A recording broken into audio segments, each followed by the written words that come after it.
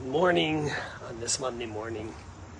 The old adage goes, it all goes about how you close the deal. It's all about the closing. If you do real estate, if you do stocks, you know that. Well, we're in the final 2 days of the year left. 3 days, 2.5.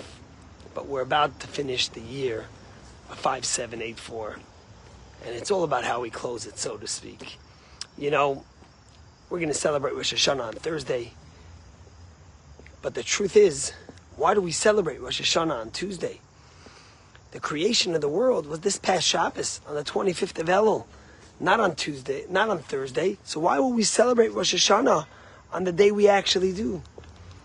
And the rabbis give a remarkable answer. They say, Bone olam u'machrivan, that God created many worlds and destroyed them before he created the world that we are in.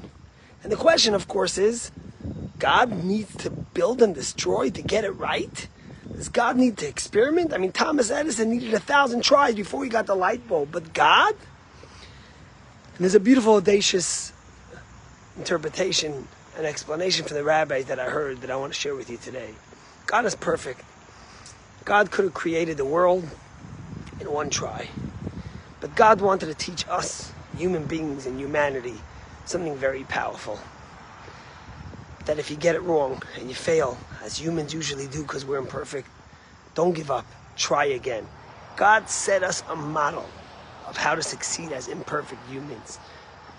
When something gets destroyed, rebuild it. When you fail, try again. When you fall, stand up. You think about the story of Rabbi Akiva. He had 24,000 students.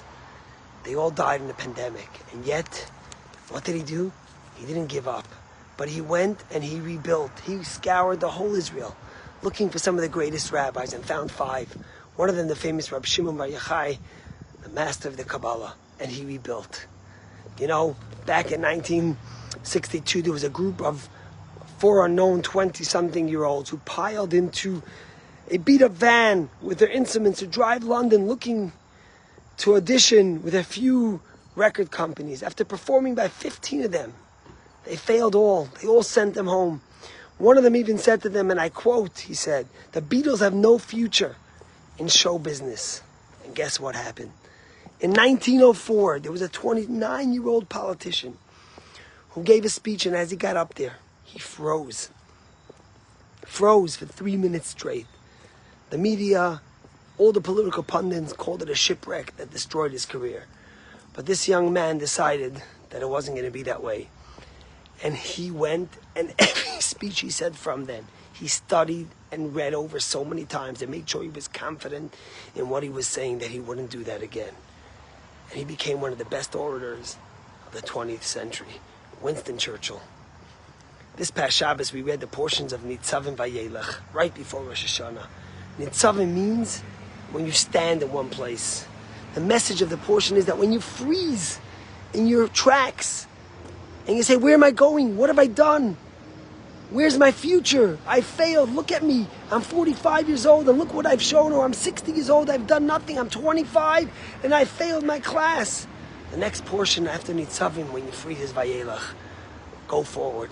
The Torah says is try again. Don't give up. Never say it's over. Because if God was able to create so many worlds and destroy them till he came to this world, he was teaching us the most remarkable and incredible lesson. That it's never too late. And there's always opportunity to create and to rebuild. You think about this past year. It's been a year of devastation for the Jewish people. But as Jews, we don't freeze in one space.